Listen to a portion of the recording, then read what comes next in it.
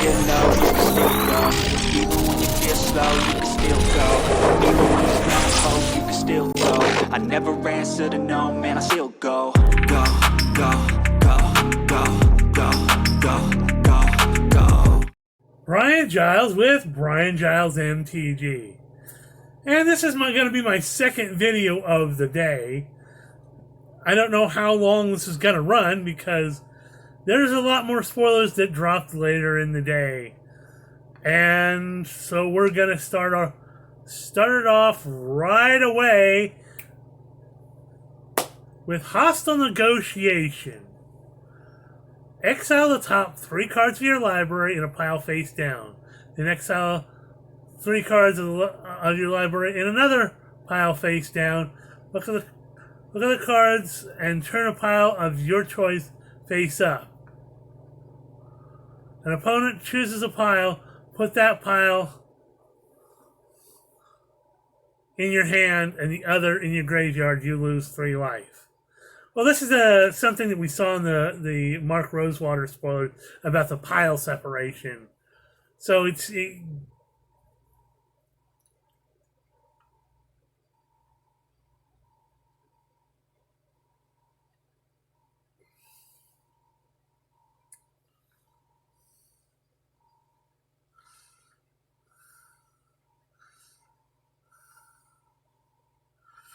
So you get to choose which pile you want to turn face up.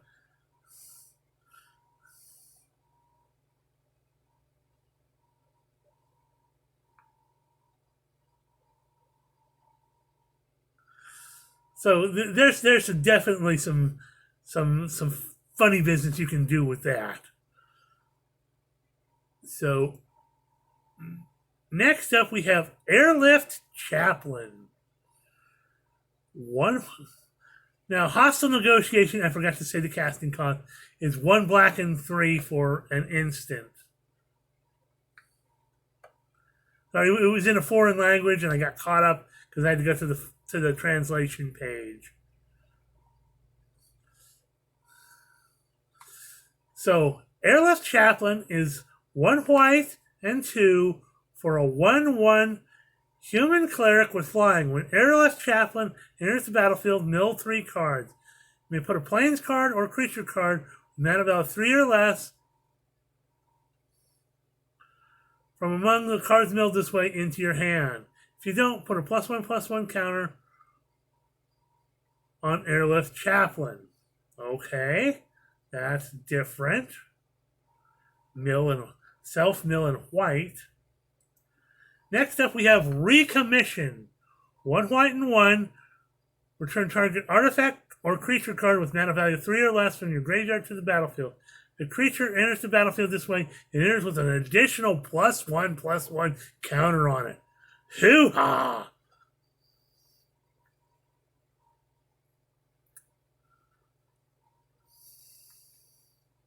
Next up is Phalanx Vanguard.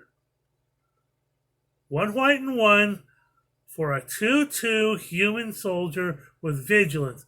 Whenever an artifact enters the battlefield under your control, Phalanx Vanguard gets +1/+0 until end of turn. Okay. Next up we have Warlord's Elite. 1 white and 2 colorless for a 4/4. As an additional cost to cast this spell, tap 2 untapped artifacts, creatures, or lands you control. See, it's that extra casting. But,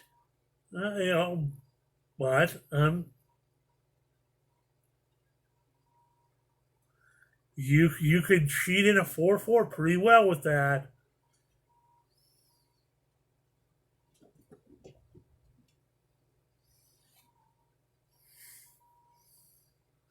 Next up is Disciple of Callous Nin. 1 white and 4 for a 3/4 human wizard. When Disciple of Callous Nin enters the battlefield, starting with you, each player chooses up to 5 permanents they control. All permanents other than Disciple of Callous Nin and those that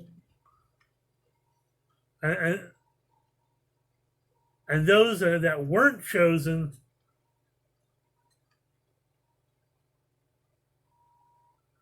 this way phase out. Permanents can't phase in.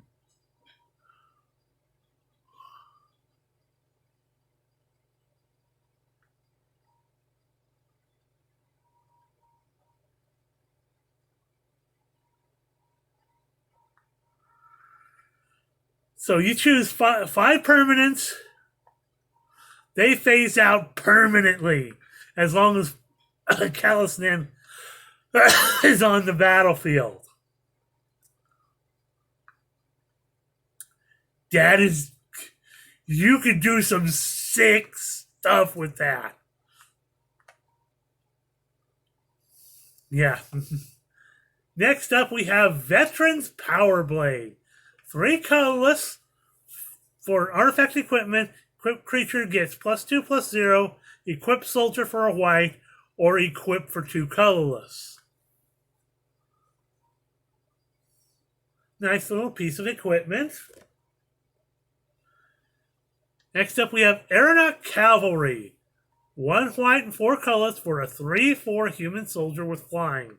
When Erina Cavalry enters the battlefield, put a +1/+1 counter on another target soldier you control.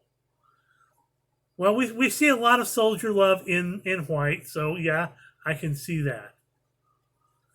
Next up is Sardian Avenger. 1 red and 1 for a 1/1 Goblin Warrior. Goblin? He has first strike and trample. Whenever Sardian Avenger attacks, it gets +X/+0 to end of turn, where X is the number of artifacts your opponents control. It says opponents with S. So, whenever an artifact an opponent controls is put into a graveyard from the battlefield, Sardian Avenger deals 1 damage to that player.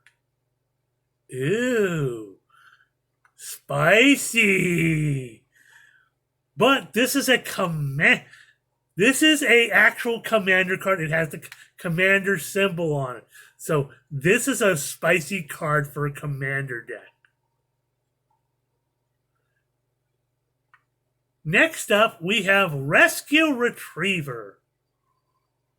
2 white and 3 colors for a 3/3 dog soldier.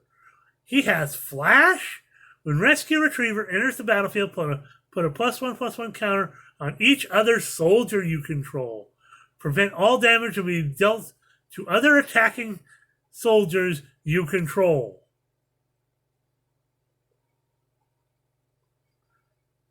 Wow.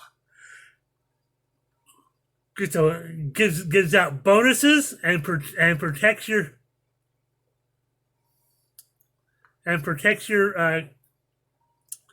your soldiers. I'm surprised they didn't make this into the classic dog with a barrel on his neck.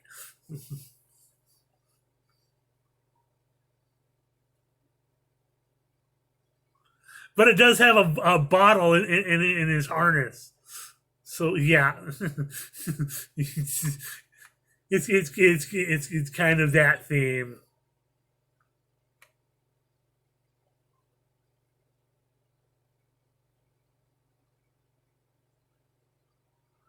Next up, we have another commander card in Titania, Nature's Force. Now, this is a mythic. This is probably the commander for the decks that are going, the commander decks that we're going to see. So, Titania, Nature's Force is 2 green and 4 colors for a 6/6 legendary elemental. You may play forests from your graveyard. Whenever a forest enters the battlefield under your control, create a 5/3 green elemental creature token. Whenever elemental you control dies, you may mill 3 cards. More of that, more of that green-black mill love. Please excuse my yawning. That is dope. So, yeah. elemental creatures. Next up, we have Staff of Titania, another commander card. 2 colorless mana for an artifact equipment. Equipped creature gets +X/+X, where X is the number of forests you control. Whenever an equipped creature attacks, create a 1/1 green forest dryad land creature token. It's affected by summoning sickness. Equipped for 3.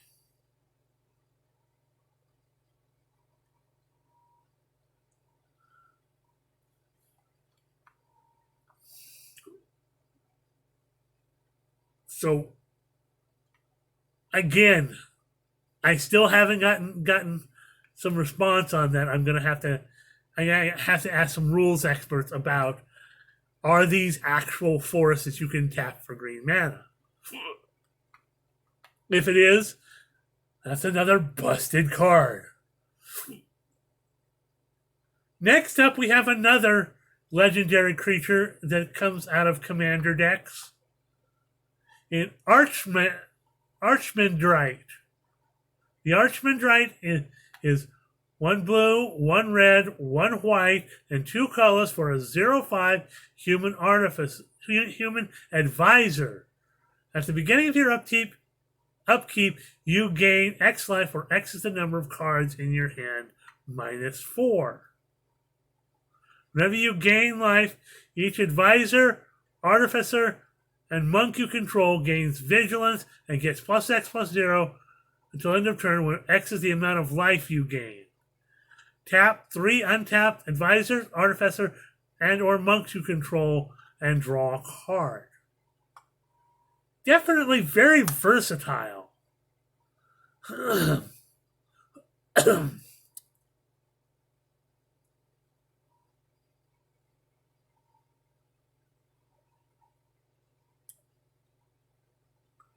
Ooh!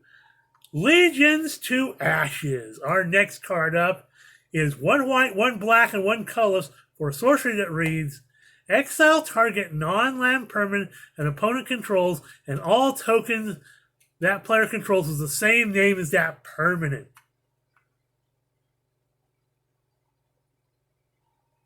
That could get interesting.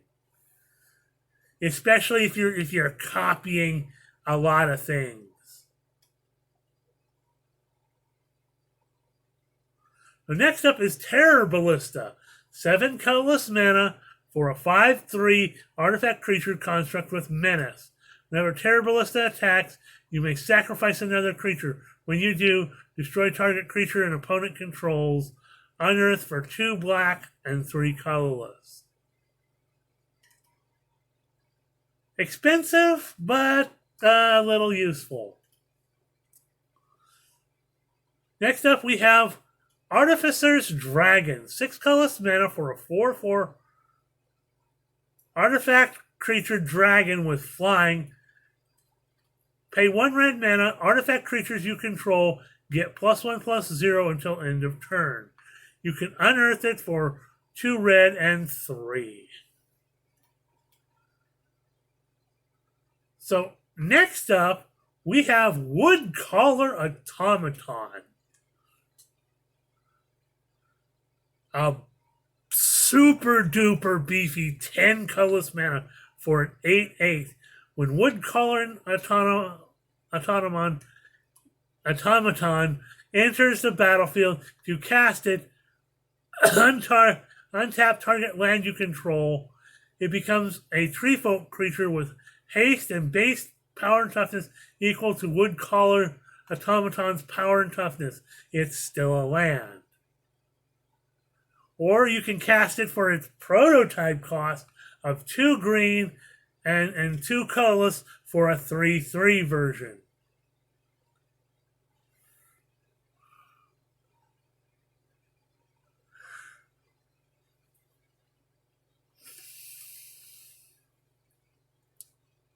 So that's interesting. Next up, we have Geology Enthusiasts.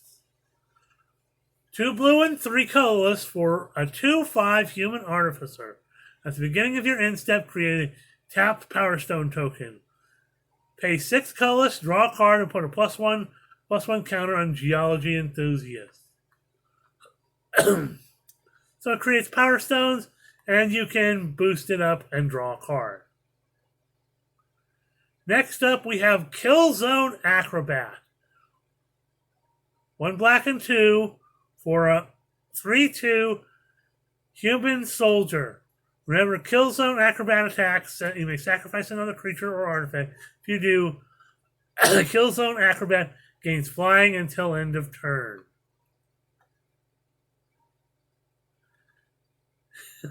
Next up, we have Ravenous Gigamole. 1 black and 3 colors for a 2/3 mole horror. When Ravenous Gigamole enters the battlefield, mill 3 cards. You may put a creature card from among the cards milled this way into your hand. If you don't, put a +1/+1 counter on Ravenous Gigamole. More mill stuff. That's kind of interesting. Next up, we have Fraxo Demon. 1 black and 1 for a 2/2 demon. It has pay 3, tap it, sacrifice another creature or artifact, and draw a card. Okay. Next up, we have Gixxion Skullfire. 1 black and 2 for a 2/3 Phyrexian Human Assassin. At the beginning of your upkeep, if there are 3 or more creature cards in your graveyard, put a +1/+1 counter on Gixxion Skullfire. Fits pretty well in some this mill theme, self-mill theme that we're seeing in the black and the green. Next up, we have Dredging Claw. 2 colorless mana for an artifact equipment that reads, equipped creature gets +1/+0 and has menace. Whenever a creature enters the battlefield from your graveyard, you may attach Dredging Claw to it. Equipped for 1 black and 1. Well, it's black. There's creatures, reanimator type stuff going on. So yeah, that works. Next up, we have Scrapwork Rager. 4 colorless mana for an artifact creature, Phyrexian Horror. That's a 2/2. The Scrapwork Rager enters the battlefield. You draw a card and lose a life. Unearth for a black and 3 colorless. Okay. Next up, we have Whirling Strike. 1 red and 1 for an instant. It reads, target creature gains +2/+0, gains first strike and trample till end of turn. That is really powerful. Not quite as powerful as the green, as Gaia's Gift, but that is pretty decent. +2/+0, first strike and trample. Not unhappy with that card. 2 mana, good value, great instant. I'm liking that. Next up, we have Scrapwork Mutt. 2 colorless mana for an artifact creature dog. When Scrapwork Mutt enters the battlefield, you may discard a card. If you do, draw a card. Unearth it for 1 red and 1. As a 2/1, we got a couple dogs in here, so more dogs for a dog tribal deck.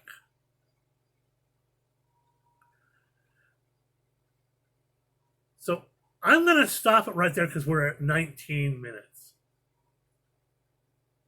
And I don't want to run too much longer. So we're going to end video number 16 right here. You guys have a wonderful rest of your morning, noon, or night whenever you watch this video.